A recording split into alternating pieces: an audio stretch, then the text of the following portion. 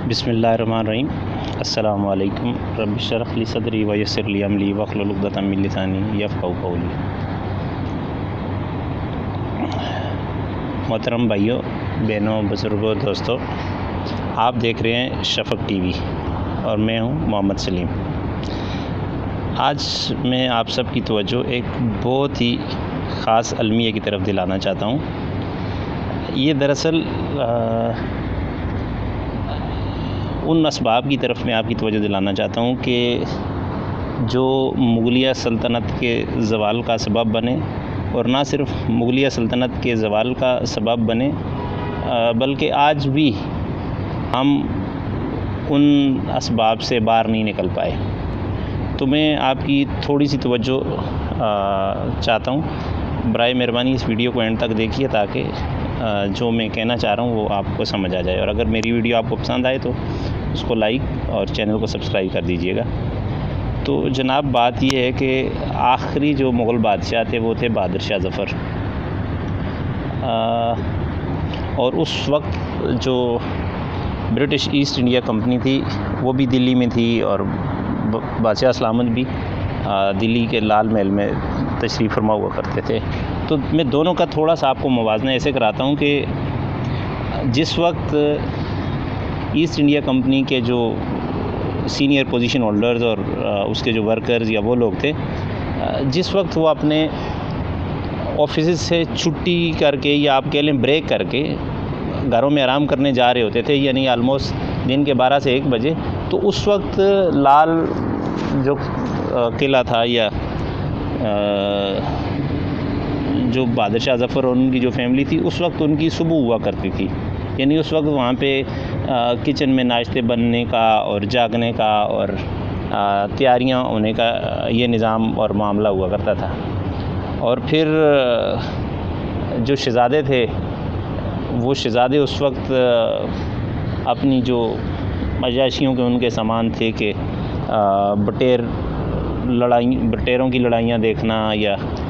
मुर्ग लड़ाना और इस तरह के जो भी लगवियात किस्म की जो उनकी गेम और शौक़ थे वो उनमें मसरूफ़ हो जाते थे, मशगूल हो जाते थे।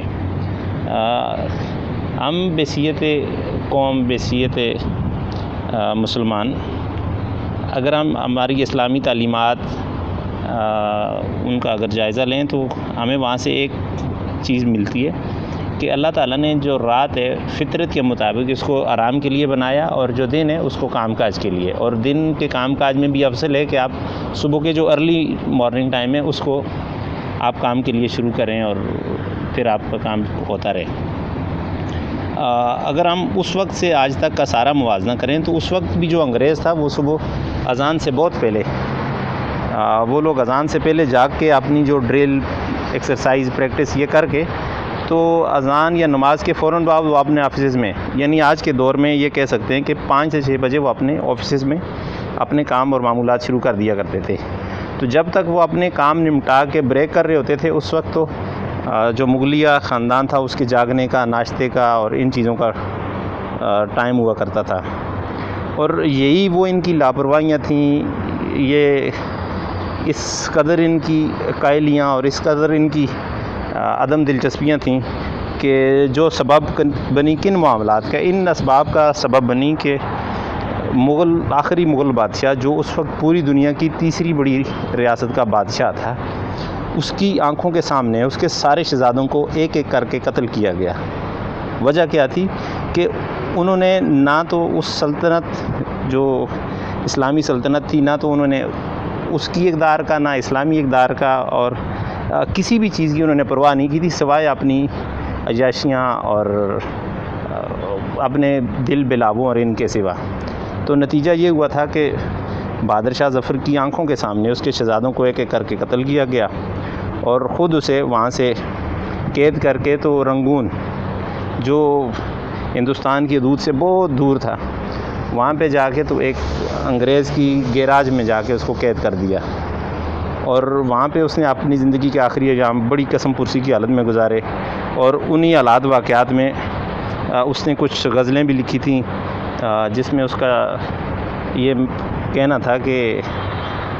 इतने अरसे यहाँ हुकूमत करने के बाद मुझे 2 गज़ जगह ना मिली मेरे दफन के लिए।